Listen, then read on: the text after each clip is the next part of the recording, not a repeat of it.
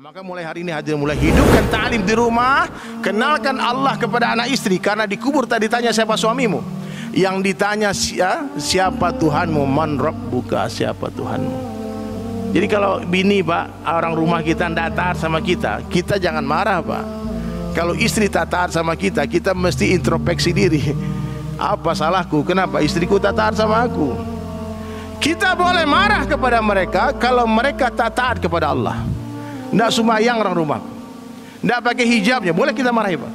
Tapi kalau urusan pribadi kita pak, hati-hati, introspeksi diri. Ya Allah, bukankah janji Nabi, siapa yang mentaati Allah, Allah perintah seluruh makhluk mentaati dia. Kenapa hari ini anakku, istriku tak taat sama aku? Ya Allah, oh tadi aku maksiat rupanya, oh aku tak taat kepada Allah, makanya manusia tak taat, anak buahku tak taat, semua tak taat, semua menyusahkan. Maka berdamailah dengan Allah. Maka hadirin sekalian, sibukkan diri dengan zikrullah, basahi lisan dengan zikir.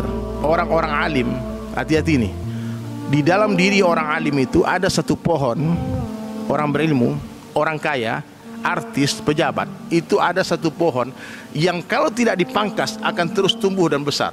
Nama pohon itu adalah kesombongan.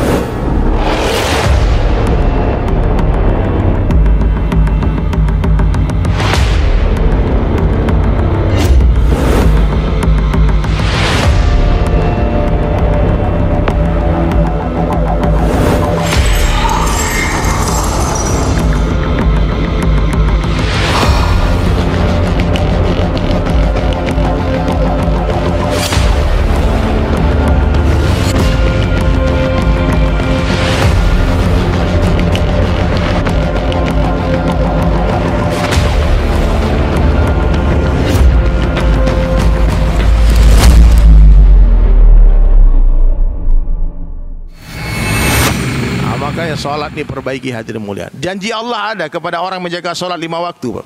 Saya pernah ngamalin hadis ini. Nabi berjanji siapa yang sholat berjamaah di masjid, ya, selama 40 hari tanpa tertinggal takbiratul ula bersama imam. Maknanya imam bertakbir, dia di belakang. Saya tadi udah tertinggal takbiratul ula karena saya kena macet. Tidak ada alasan, mau macet, mau mencret, apapun pokoknya tidak ada alasan.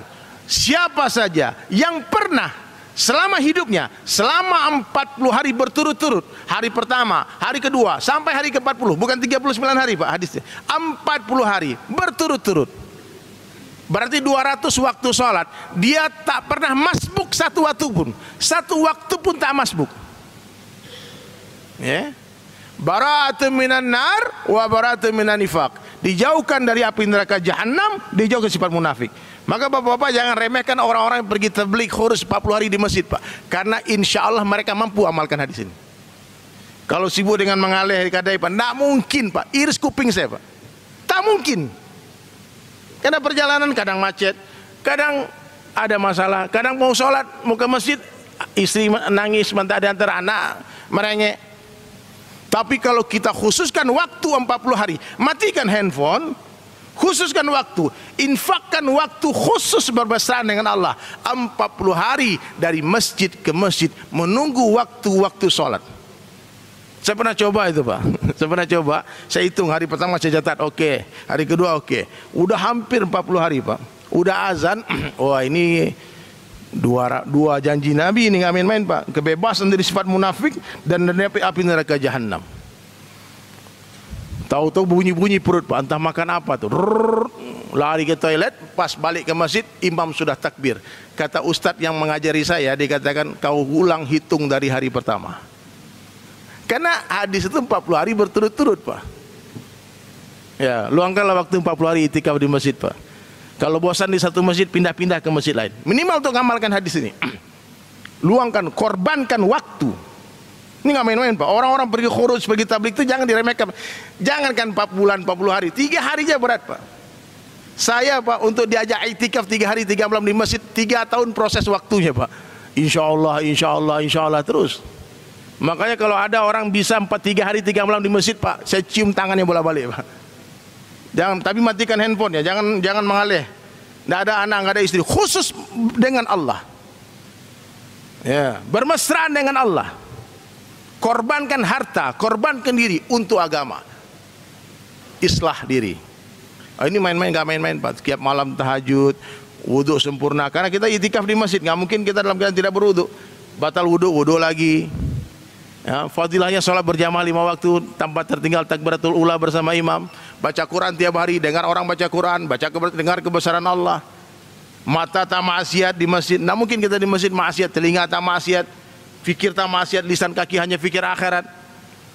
Senakal-nakal orang Pak, kalau dia pernah insya Allah itikaf 3 hari 3 malam di masjid, insya Allah Allah beri hidayah.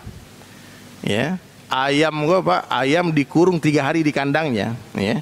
3 hari di kandangnya, insya Allah dilepas dia rindu balik ke kandangnya. Karena berlama-lamanya kita di satu tempat, hati kita akan ada mu'alak dengan tempat itu, akan ada keterikatan dengan tempat itu, hati kita akan ada kerinduan kepada tempat itu. Bapak-bapak ini rindu nggak Tanah Abang Pak? Rindu Pak, pulang ke rumah besok jam berapa pergi ke Tanah Abang? Udah puluhan tahun Tanah Abang, udah bosan-bosan kan? Ya Pak. Kenapa? Karena kita berlama-lama di sini. Kita pun nongkrong di kafe nih, hari ini nongkrong, besok nongkrong di kafe itu lagi, besok hari ketiga nongkrong lagi, hari keempat tak ke sana, gelisah Pak. Ada yang kurang rasanya. Maka biasakan diri kita berlama-lama di dalam masjid, apalagi kalau umur kita sudah 40 tahun Pak. Kalau sampai 10 tahun umur itu Pak, itu udah petang hari Pak.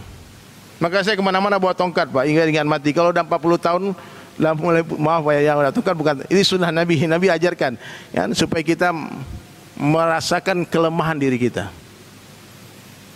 Ulama katakan kalau umurmu sudah 40 tahun, jadikan masjid sebagai rumahmu. Jadikan masjid sebagai rumahmu.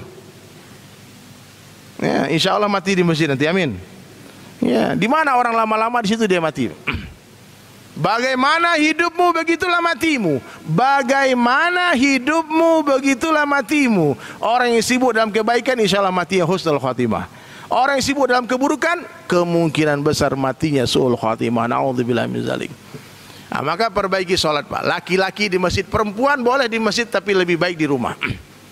Kenapa? Karena pahala suami 100% mengalir otomatis ke buku catatan amal istri. Istri tak perlu repot-repot bermujahadah ke masjid. Suruh suami ke masjid, kalian dapat pahalanya. Ini jadi perempuannya enak Pak. Ya, pahala suami mengalir otomatis ke buku catatan amal mereka, dosa mereka otomatis masuk ke rekening kita Pak. Jangan main-main Pak, istri tak diajarin agama bahaya besar Pak, dituntut kita di akhirat. Sampai Nabi katakan, sekiranya boleh manusia sujud kepada manusia, pasti akan kuperintah para wanita sujud di kaki suaminya. Jangan mentang-mentang suamiku miskin Ustaz, ngapain ditaat? Syarat kau masuk surga itu suamimu yang miskin itu. Nah, jangan remehkan suami Pak. Laki-laki ini nggak main-main mujahadah ya Pak. Pahala kita masuk ke rekening dia, dosa dia masuk ke kita. Kalau kita tak ajarkan agama, tapi kalau dia diajarkan dia tak mau, kita terbebas. Sungguh malang seorang wanita yang punya suami tak pandai beramal. Sungguh malang nasib wanita yang punya suami hanya pandai cari piti saja. Fulus, duit. Cinta, cuan, cuan, duit. Yang ditransfer buku catatan amal saja, buku catatan bank saja. Yang ditransfer buku rekening bank saja, buku catatan amal tak ditransfer. Nanti di akhirat dituntut suaminya.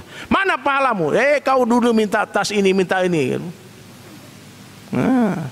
Habis waktu suami mencari duit. Maka mulai hari ini hadirin, mulai hidupkan ta'lim di rumah, kenalkan Allah kepada anak istri. Karena dikubur tadi ditanya siapa suamimu, yang ditanya siapa Tuhanmu, man rabbuka, siapa Tuhanmu. Jadi kalau bini Pak, orang rumah kita tidak taat sama kita, kita jangan marah Pak. Kalau istri tak taat sama kita, kita mesti introspeksi diri. Apa salahku? Kenapa istriku tak taat sama aku? Kita boleh marah kepada mereka kalau mereka tak taat kepada Allah. Tidak sembahyang orang rumah, tidak pakai hijabnya, boleh kita marahi Pak. Ya. Tapi kalau urusan pribadi kita Pak, hati-hati, introspeksi diri. Ya Allah, bukankah janji Nabi, siapa yang mentaati Allah, Allah perintah seluruh makhluk mentaati dia. Kenapa hari ini anakku, istriku tak taat sama aku? Ya Allah, oh tadi aku maksiat rupanya, oh aku tak taat kepada Allah, makanya manusia tak taat, anak buahku tak taat, semua tak taat, semua menyusahkan. Maka berdamailah dengan Allah. Maka hadirin sekalian, sibukkan diri dengan zikrullah, basahi lisan dengan zikir.